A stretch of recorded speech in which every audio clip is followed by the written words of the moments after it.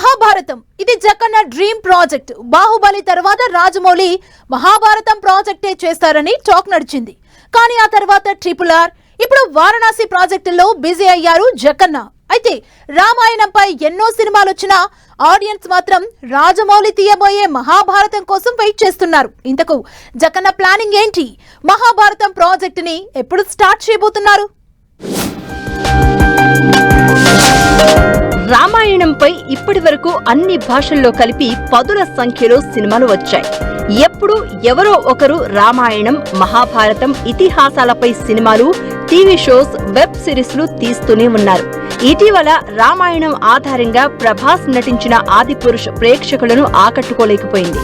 ఇప్పుడు రణబీర్ కపూర్ హీరోగా రూపొందుతున్న రామాయణం గ్లింప్స్ విడుదలైన వెంటనే ట్రోల్స్ కి గురవుతున్న సందర్భంగా సినిమా ప్రేమికులు రాజమౌళి మహాభారతం ప్రాజెక్టు కోసం ఆశగా ఎదురు చూస్తున్నారు.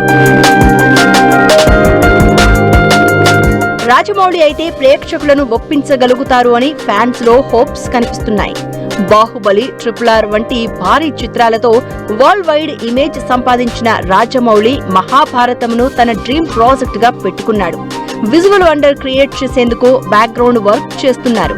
మహాభారతం ప్రాజెక్టు పై తన విజన్ ఏంటో చెప్పి ఇప్పటికే హైప్ క్రియేట్ చేశాడు జక్కన్న.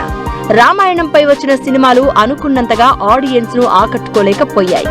రాజమౌళి మహాభారతం మాత్రం భారతీయ పురాణాల విశిష్టతను వెండితెర మీద అందరినీ ఆకట్టుకోబోతోందన్న ఎక్స్పెక్టేషన్స్ ఉన్నాయి. రాజమౌళి వారణాసి తర్వాత మహాభారతంపై దృష్టి పెడతాడా లేదా అనేది వేచి చూడాలి.